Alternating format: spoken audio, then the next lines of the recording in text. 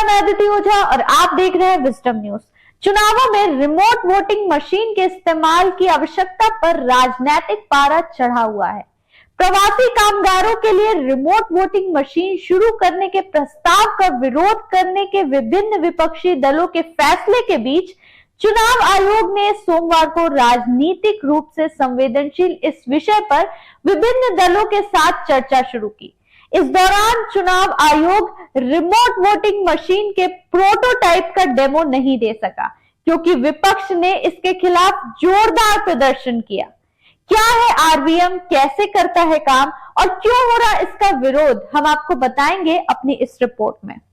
चुनाव आयोग यानी वो आयोग जो पूरे देश भर में चुनाव करवाता है, वो आयोग जो मतदाताओं को उनकी ताकत का एहसास कराता है, वो आयोग जो चाहता है लोग ज्यादा से ज्यादा अपने मताधिकार का इस्तेमाल करें, लेकिन काम की तलाश में अपने घर से दूर दूसरे राज्यों में रह रहे लोग या यूं कह ले प्रवासी मजदूर इन अधिकारों से वंचित रह जाते हैं और मताधिकार का इस्तेमाल नहीं कर पाते हैं। 2011 की जनगणना के मुताबिक देश में लगभग 45 करोड़ लोग अपना घर और शहर छोड़कर दूसरे राज्यों में रह रहे हैं या वे प्रवासी हैं। ये देश की आबादी का 37% है। ये संख्या समय के साथ बढ़ी है। इसी को ध्यान में रखकर चुनाव आयोग रिमोट वोटिंग सिस्टम लेके आया। चुनाव आयोग के मुताबिक आबादी का एक बड़ा हिस्सा जरूरी काम के चलते या यात्रा की वजहों से अपना वोट नहीं दे पाता है। उन्हीं के लिए आरवीएम तैयार किया गया है। सोमवार को इसका प्रोटोटाइप दिखाया गया। दूर दराज रहने वाले वोटर्स इस सिस्टम से कैसे वोट करेंगे, इसका डेमो 8 नेशनल और 57 रीजनल पार्टियों के सामने दिया गया। कांग्रेस समेत 16 पार्टियों ने आरवीएम का विरोध किया, जिससे राजनीतिक सरगर्मी बढ़ गई। कांग्रेस के वरिष्ठ नेता दिग्विजय सिंह ने कहा कि जब तक आम सहमति नहीं बन जाती तब तक ऐसी मशीन ना लाई जाए। वहीं आम आदमी पार्टी के नेता संजय सिंह ने भी आरवीएम की जरूरत पर सवाल उठाया और कहा कि मतदाताओं की भागीदारी को बढ़ाने के दूसरे रास्ते भी हैं। उन्होंने कहा, हम विभिन्न राज्यों में आरवीएम का इस्तेमाल करने वाले पात्र प्रवासी मजदूरों के बीच प्रचार अभियान कैसे चलाएंगे? अगर सिर्फ एक सीट पर उपचुनाव है, उदाहरण के तौर पर जालंधर में, तब आरवीएम अस्वीकार्य है। इससे पहले हम आगे बढ़े, एक बार हम आपको बता देते हैं आरवीएम के बारे में। प्रवासियों के वोटिंग के इशू को समझने के लिए चुनाव आयोग ने 2016 में committee of officers on domestic migrants बनाई थी। कमिटी ने 2016 के अंत में प्रवासियों के लिए internet voting, proxy voting, early voting और पोस्टल बैलेट से वोटिंग का सुझाव दिया था। हालांकि इन सभी आइडिया में वोट की गोपनीयता की कमी थी। साथ ही ये कम पढ़े लिखे लोगों के लिए ये फायदेमंद नहीं था। ऐसे में चुनाव आयोग ने सभी आइडिया को खारिज कर दिया था। इसके बाद चुनाव आयोग ने इसका टेक्निकल सॉल्यूशन आरवीएम सिस्टम के जरिए निकाला। ये वोटर्स को सुरक्षित और कंट्रोल्ड एनवायरनमेंट में वोटिंग का मौका देता है। इस सिस्टम की मदद से घर से दूर यानी दूसरे राज्य या शहर में रहने वाले वोटर्स भी मतदान कर सकेंगे। इसके लिए उन्हें अपने शहर या गांव जाने की जरूरत नहीं पड़ेगी। वोटर जिस शहर में रह रहा है उसे वहीं बनाए गए रिमोट वोटिंग स्पॉट पर जाना होगा।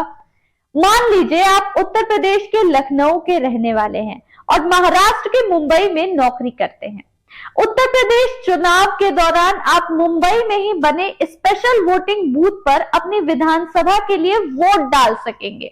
वोटिंग की ये प्रक्रिया 4 स्टेप में होगी। बूथ पर पीठासीन अधिकारी वोटर की आईडी को वेरीफाई करने के बाद उसके कंस्टिट्यूएंसी कार्ड को स्कैन करेंगे। इसके बाद पब्लिक डिस्प्ले यूनिट यानी एक बड़ी स्क्रीन पर वोटर की कंस्टिट्यूएंसी का नाम दिखाई देने लगेगा। वोटर अपने पसंद के उम्मीदवार को वोट करेगा और कॉन्स्टिट्यूएंसी नंबर, राज्य कोड और कैंडिडेट नंबर के साथ ये वोट दर्ज हो जाएगा। वीवीपैट स्लिप में स्टेट कोड और कंस्टिट्यूएंसी कोड के साथ ही कैंडिडेट का नाम, सिंबल और सीरियल नंबर भी आता है। जाहिर तौर पर विपक्ष की पार्टियां ईवीएम का भी विरोध करती आई हैं। तो क्या उन्हें इन 30 करोड़ वोटर की कोई चिंता नहीं? या फिर वो ये कहने की कोशिश कर रही हैं कि तुम ले आओ कितनी भी अच्छी टेक्नोलॉजी, सोच लो कितना भी भला, हम विरोध करेंगे खुलकर, नहीं रहा तुम्हारा कोई डर, खिलाफत के उठते रहेंगे स्वर। ऐसा हम खुद से नहीं कह रहे। एक रिपोर्ट के अनुसार जब ईवीएम आया था तो 2009 के वोटिंग की तुलना में 2014 का मतदान प्रतिशत 8% ज्यादा था। मतदान बढ़ने से एनडीए की सीट जीतने की दरें भी बढ़ी, यानी बीजेपी और उसके सहयोगियों की उस सीट पर जीत की संभावना अधिक थी जहां पर वोटिंग ज्यादा हुई। एसोसिएशन ऑफ डेमोक्रेटिक रिफॉर्म्स के संस्थापक जगदीप छोकर ने कहा कि रिमोट वोटिंग सिस्टम के लागू होने से यकीनन वोटिंग परसेंटेज बढ़ेगा, लेकिन इसका फायदा किसे होगा ये अभी कहना मुश्किल है। पिछले महीने चुनाव आयोग ने कहा था कि अगर ये पहल लागू की जाती है तो प्रवासियों के लिए इससे सामाजिक बदलाव हो सकता है। प्रत्येक मशीन के जरिए 72 निर्वाचन क्षेत्रों में रह रहे प्रवासी मतदाता दूरस्थ मतदान केंद्र से अपना वोट डाल सकेंगे।